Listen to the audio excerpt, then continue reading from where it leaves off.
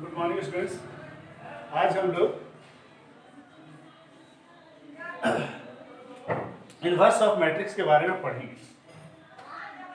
तो inverse of matrix कहता है let A B A square matrix of order n, A B A square matrix of order n, then a matrix B is called the inverse of A if A B equals to B A equals to I. क्या कहता है कि अगर एक कोई square matrix है n order का, तो बी मैट्रिक्स को ए का इनवर्स कहेंगे कब? कि जब दोनों ए बी और बी ए, अगर ए बी और बी ए करेंगे तो आई आना चाहिए, आइडेंटिटी मैट्रिक्स आना चाहिए, यूनिट मैट्रिक्स आना चाहिए। अब थ्योरम देखिए जरा। The inverse of A square matrix A exists if and only if A is a non singular matrix. क्या कहता है कि ए मैट्रिक्स है उसका इनवर्स होगा कब? जब ए जो मैट्रिक्स है वो नॉन सिंगुलर मैट्रिक्स हो, अर्थात डिटरमिनेंट ए का वैल्यू 0 नहीं हो। हम लोग देखते हैं यहाँ पर दो पार्ट है, if and only if, necessary and sufficient condition. यहाँ if part, let A B a non singular matrix of order है। हमने माना, जब हमने नॉन सिंगुलर माना इसका मतलब डिटरमिनेंट ए का वैल्यू कितना होगा? 0 नहीं होगा, नॉट इक्वल टू 0 होगा। वी नो दैट, हम लोग पहले से जान रहे हैं ए इंटू एडजॉइंट ए बराबर एडजॉइंट ए इंटू ए बराबर होता है डिटरमिनेंट ए इंटू आई ए। ये फॉर्मूला होता है, मैंने प्रूफ भी किया है, दिखाया भी है। ए इंटू एडजॉइंट ए बराबर एडजॉइंट ए इंटू ए बराबर डिटरमिनेंट ए इंटू आई या आई ए। अब हम लोग क्या कर रहे हैं? डिटरमिनेंट ए से तीनों को भागा दे रहे हैं दोनों तरफ। यहाँ पर ए इंटू एडजॉइंट ए बटा डिटरमिनेंट ए, एडजॉइंट ए बटा डिटरमिनेंट ए इंटू ए, और यहाँ पर डिटरमिनेंट ए बटा डिटरमिनेंट ए आई है। अब देखिए ये कट गया, डिटरमिनेंट ए कट गया। अब देखिए यहाँ से अगर हम इसको बी मान लें तो क्या आएगा? ए बी बराबर बी ए बराबर आई या आई है। तो हमने बी किसके जगह पर लिखा? हमने बी लिखा एडजॉइंट ए बटा डिटरमिनेंट ए के जगह पर। तो एडजॉइंट ए बटा डिटरमिनेंट ए बी हुआ, यानी बी क्या है? एडजॉइंट ए बटा determinant A is the inverse of A. B क्या है? इनवर्स ऑफ ए का इनवर्स है। यानी जब भी हम इनवर्स निकालेंगे तो ये फॉर्मूला ए के लिए एडजॉइंट ए बटा डिटरमिनेंट ए निकालना पड़ेगा, तभी इनवर्स निकलेगा। ओनली एक पार्ट देखिए कि अगर हमने डिटरमिनेंट ए का वैल्यू नॉन जीरो माना है तो क्या ये आता है कि नहीं, जरा देखते हैं। Let A B A square matrix of order है, तो हम लोग जानते हैं इनवर्स का डेफिनेशन। इनवर्स का डेफिनेशन क्या जानते हैं? ए बी बराबर आई एन होगा, यानी ए बी में कोई एक दूसरे का इनवर्स है। तो ए बी बराबर आई एन, अगर हम दोनों तरफ मॉड लगा दें तो मॉड लगाने से क्या होगा? Mod A B equals to mod I N. अब आई एन को अगर मॉड से हटाए तो आई ही होगा। अब जरा देखिए ध्यान से, determinant A B, determinant A B को हम डिटरमिनेंट ए डिटरमिनेंट बी भी लिख सकते हैं। तो determinant A into determinant B equals to I. अब ये देखिए ध्यान से, आई है यहाँ यूनिट मैट्रिक्स है, वैल्यू 1 है। तो जब वैल्यू 1 है इसका, तो डिटरमिनेंट ए या बी दोनों में से कोई तो नॉन जीरो है, दोनों में से दोनों नॉन जीरो होगा एक दूसरे का, इसलिए determinant A not equal to 0 because product A B is non zero. ये दोनों ए बी नॉन जीरो है, इसका मतलब है determinant A B non zero होगा। Hence A is a non singular matrix, A is a non singular matrix. यानी inverse जब हम निकालेंगे तो हम लोग नॉन सिंगुलर जरूर चेक करेंगे।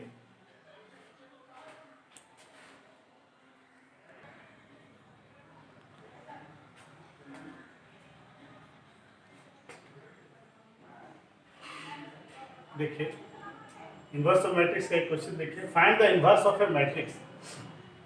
एक मैट्रिक्स दिया हुआ है, इसका इनवर्स निकालना है। तो इसको हमने मान लिया, लेट ए बराबर, ये मैट्रिक्स मान लिया हम लोग, ए बराबर ये मैट्रिक्स 1 3 3 1 4 3 1 3 4।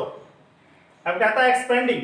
अब क्या कहते हैं कि अगर किसी मैट्रिक्स का इनवर्स होगा, इसका मतलब सबसे पहले उसका डिटरमिनेंट निकालना होगा, उसका डिटरमिनेंट वैल्यू क्या होगा। तो यदि हमने इसको ये माना है तो हमको डिटरमिनेंट ए का वैल्यू निकालना होगा कि वो 0 है क्या, चेक करना पड़ेगा। एक्सपेंडिंग कॉलम 1, हमने कॉलम 1 को एक्सपेंड किया तो यहाँ 1 4 3 3 4 आएगा, फिर ये -1 हो जाएगा, तो ये रो कॉलम डिलीट होगा तो 3 3 3 4 आएगा, फिर यहाँ प्लस 1, ये रो कॉलम डिलीट होगा 3 3 4 3। अब इसको एक्सपेंड किए तो 1 4 4 जा 16 माइनस 3 3 जा 9 माइनस 1 4 3 जा 12 माइनस 3 3 जा 9 प्लस 1 3 3 जा 9 माइनस 4 3 जा 12। हल करेंगे इसको, यहाँ आ रहा है 7 माइनस 3 और यहाँ आ रहा है माइनस 3, तो रिजल्ट आ रहा है 1 आ रहा है, नॉट इक्वल टू 0। हमने पहले ही बता दिया आपको कि अगर डिटर्मिनेंट ए का वैल्यू 0 नहीं होगा तभी उसका इन्वर्स होगा, अगर डिटर्मिनेंट ए का वैल्यू 0 होगा तो उसका इन्वर्स नहीं होगा। यानी डिटर्मिनेंट ए का वैल्यू 1 आया, नॉट इक्वल टू 0 है, hence A is a non singular matrix, और जब नॉन सिंगुलर मैट्रिक्स होगा तो ये इन्वर्स एग्जिस्ट करेगा, ये इन्वर्स एग्जिस्ट करेगा। अब आगे हम लोग देखते हैं कि इसका फॉर्मूला हम लोग कोफैक्टर निकालेंगे। कोफैक्टर निकालेंगे तो कोफैक्टर ऑफ ए आई जे क्या होता है, -1 i प्लस जे एम आई जे होता है। तो a11 यहाँ पर प्रत्येक का कोफैक्टर निकलेगा, चूंकि 9 एलिमेंट है तो 9 का कोफैक्टर निकलेगा। a11 cofactor of a11, cofactor a11 place में कौन है, 1 है। ये रो कॉलम डिलीट करिए 4 3 3 4, तो -1 पर पावर 1 प्लस 1 हो जाएगा, और m11 में क्या आ जाएगा 4 3 3 4। अब देखिए ध्यान से, -1 पर पावर स्क्वायर, -1 पर पावर स्क्वायर इवन नंबर हो गया तो प्लस से गुना होगा, और 4 3 3 4 इसको एक्सपेंड करेंगे, 4 4 जा 16 माइनस 3 3 जा 9 यानी प्लस 7। आगे देखते हैं कोफैक्टर ऑफ a12, यानी a12 किसका है कोफैक्टर, स्मॉल a12 का। स्मॉल a12 मतलब -1 पर पावर 1 प्लस 2 m12, तो -1 पर पावर 1 प्लस 2 यानी ओड नंबर 3 आ जाएगा, तो माइनस से गुना होगा। m12 कौन है, पहला रो दूसरा कॉलम, पहला रो दूसरा कॉलम 3 है, ये रो ये कॉलम और ये रो डिलीट हो जाएगा, तो बचेगा 1 3 1 4, तो 1 3 1 4 एक्सपेंड करिए, 1 4 जब 4 माइनस 1 3 जब 3 4 माइनस 3 1 आएगा, 1 माइनस से गुना होगा -1 आएगा। आगे इसी तरह से 1 3 करिए, 1 3 करेंगे तो पहला रो तीसरा कॉलम ये 3 आएगा, तो रो कॉलम डिलीट हो जाएगा, तो क्या हो जाएगा 1 4 1 3 बचेगा। तो यहाँ पर देखिए 1 4 1 3 बचा। अब जरा ध्यान देंगे, -1 पर पावर 3 प्लस 1 कितना हो जाएगा 4, यानी इवन नंबर होगा तो प्लस से गुना होगा, इसको एक्सपेंड करिए 3 माइनस 4 यानी -1। आगे फिर दूसरा रो पहला कॉलम का, तो दूसरा रो ये है पहला कॉलम, तो ये दूसरा रो पहला कॉलम डिलीट होगा, तो 3 3 3 4 बचेगा। अब देखिए 3 3 3 4 बचेगा। अब देखिए -1 पर पावर 2 प्लस 1 यानी -1 पर पावर 3 हो जाएगा, तो माइनस से गुना होगा माइनस, तो इसको एक्सपेंड करिए तो कितना हो जाएगा 3 4 जा 12 माइनस 9, तो 3 3 माइनस -3। आगे a22 में 4 है, इसको रो कॉलम डिलीट करिए, 1 3 1 4 बचेगा, 1 3 1 4। अब देखिए -1 पर पावर 4 यानी प्लस से गुना होगा, एक्सपेंड करिए 4 माइनस 3 1 आएगा। आगे फिर दूसरा रो तीसरा कॉलम का, दूसरा रो तीसरा कॉलम ये है, ये रो कॉलम डिलीट होगा 1 3 1 3 1 3 1 3। अब चूंकि देखिए -1 पर पावर कितना हो जाएगा 5 ओड नंबर यानी माइनस से गुना होगा, तब इसको एक्सपेंड करिए तो 3 माइनस 3 यानी 0। आगे 3 1 देखिए ये, तो ये रो कॉलम डिलीट होगा, कितना होगा 3 3 4 3, तो 3 1 में देखिए 3 3 4 3। अब -1 पर पावर क्या होगा 3 1 3 प्लस 1 यानी 4 यानी प्लस से गुना होगा, तो इधर 9 माइनस 4 3 जा 12 9 माइनस 12 -3 आएगा। फिर अब 3 2 देखिए, 3 2 में -1 पर पावर कितना होगा 3 प्लस 2 m32 में कौन है, ये है, ये रो कॉलम डिलीट होगा तो 1 3 1 3 बचेगा। देखिए 1 3 1 3 बचेगा, तो यहाँ 3 और 2 5 होगा यानी माइनस से गुना होगा, 1 3 1 3 एक्सपेंड करेंगे माइनस 3 माइनस 3 0। आगे देखिए 3 3 में ये पोजीशन आएगा, तो ये रो कॉलम डिलीट होगा तो क्या बचेगा 1 3 1 4। अब 3 3 यानी 3 3 जोड़ेंगे तो 6 आएगा यानी इवन नंबर, प्लस से गुना होगा, प्लस से गुना होगा 1 × 4 4 माइनस 3 कितना होगा 1। आगे देखिए हमारा सारा का फैक्टर आ गया है। अब एडजॉइंट ए का क्या होता है फार्मूला, एडजॉइंट ए का फार्मूला होता है ट्रांसपोज ऑफ सारा का कोफैक्टर, तो a11 a12 a13 a21 a22 a23 a31 a32 a33 ये कोफैक्टर हुआ किसका, इसका इस एलिमेंट का, क्योंकि ये अगर हम इसका मैट्रिक्स में लिखे a11 a12 a13 a21 a22 a23 a31 a32 a33 इसी का ये कोफैक्टर आया। अब इसका ट्रांसपोज अगर हम कर देंगे तो क्या होगा, रो कॉलम में बदल जाएगा, यानी a11 a12 a13 ये पहला रो पहला कॉलम आ जाएगा, दूसरा रो दूसरा कॉलम आ जाएगा, a21 a22 a23 देखिए दूसरा कॉलम आ गया है, और ये तीसरा कॉलम तीसरा रो 31 32 33 ये 31 32 ये 33 ये तीसरा कॉलम आ गया, यानी ट्रांसपोज किया हुआ हो गया। यदि हम लोग चाहें तो इसको नहीं लिख करके डायरेक्ट एडजॉइंट ए बराबर इसको लिख सकते हैं, ट्रांसपोज करके हम लोग लिख सकते हैं। अब क्या है फॉर्मूला ए इनवर्स का? एडजॉइंट ए बटा डिटर्मिनेंट, एडजॉइंट ए बटा डिटर्मिनेंट। एडजॉइंट ए कौन है? एडजॉइंट किया हुआ है मेरा ये, इसमें बैठा दीजिए। तो a11 a12 a13 का वैल्यू, a11 का वैल्यू देख लीजिए आप 7 है, a12 का -1 है, a13 का -1 है, तो 7 -1 फिर a21 का देखिए -3, a22 का 1 और a33 का 0, तो -1 1 0 हो गया, -3 1 0। अब आगे a31 का -3, a32 का 0 और a33 का 1, तो -3 0 1 बैठा दिए हम लोग। बट देखिए यहाँ पर ध्यान से, डिटर्मिनेंट ए का वैल्यू है 1, अब चूंकि 1 से भागा जाएगा तो कुछ प्रभाव नहीं पड़ेगा, तो जस के तस आ गया। 7 -3 -3 -1 1 0 और -1 0 1, यही ए इनवर्स। यदि यहाँ पर डिटर्मिनेंट ए के जगह पर कुछ होता 2 3 होता, ये सबके सब एलिमेंट के साथ वो भागा हो जाता। यहाँ 1 में भी भागा किए हैं, लेकिन 1 से भागा किए तो कोई प्रभाव नहीं पड़ा। आप लोग बिल्कुल कंफ्यूज ना हो, ये डिटर्मिनेंट ए का वैल्यू अगर 2 3 4 5 कुछ भी होता तो सीधा भागा हो जाता, और यही आंसर है। तो इनवर्स मैट्रिक्स को आप 1 2 ठो बना लीजिए ताकि आपका कंसेप्ट क्लियर हो।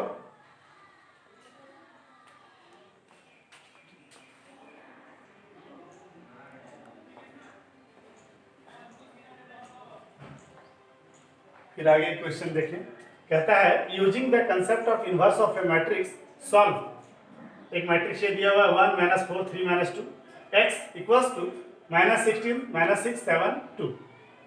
अब जरा ध्यान दें, हमने इस मैट्रिक्स को A मान लिया, लेट A बराबर 1 -4 3 -2 एंड इसको मान लिया B, तो B बराबर हो गया -16 -6 7 2।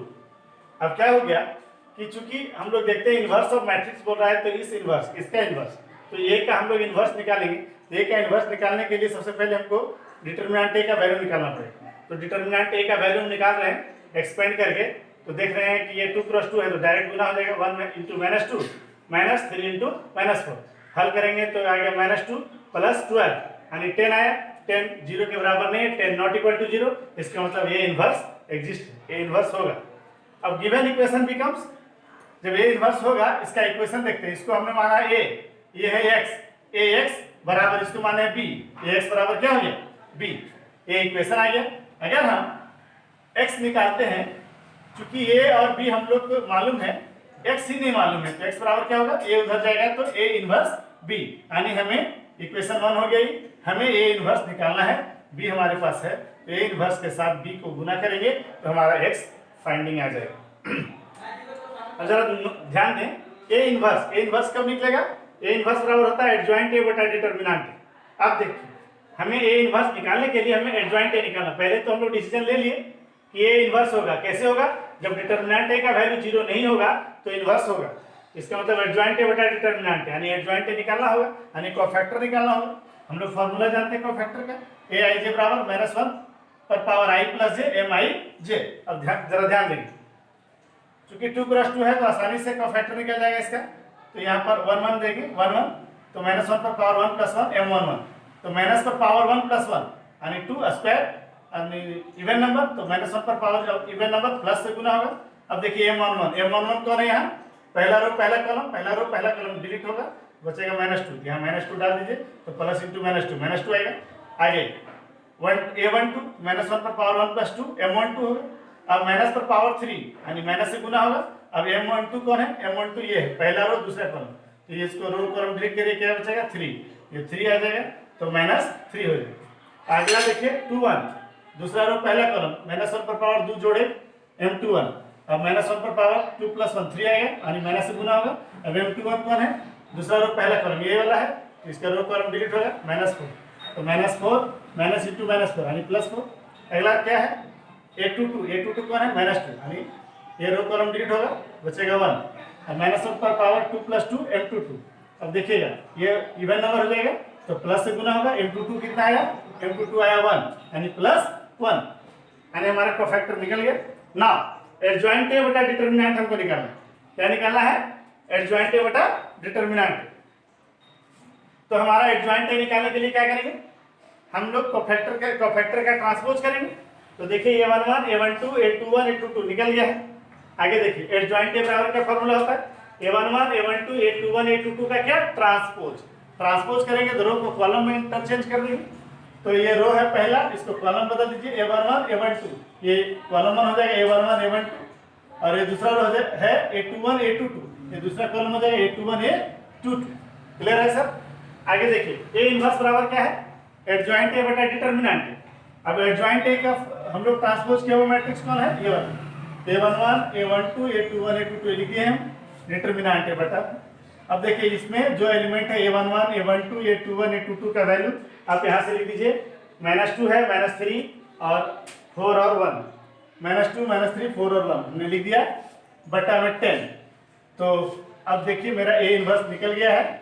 आगे हम लोग क्या देखते हैं, इक्वेशन नंबर 1 से देखिए आप, x बराबर है A inverse B, A inverse B है तो x बराबर A inverse B। A inverse का वैल्यू क्या है 1/10, -2 4 -3 1, -2 4 -3 1 और B का वैल्यू सर, B का वैल्यू आपने यहाँ माना है -16 -6 7 2, -16 -6 7 2। अब जरा ध्यान दीजिए, अब देखिए ये तो प्रोडक्ट में आ गया, क्या आ गया सर, प्रोडक्ट में, यानी दोनों मैट्रिक्स को हम लोग को गुना करना पड़ेगा।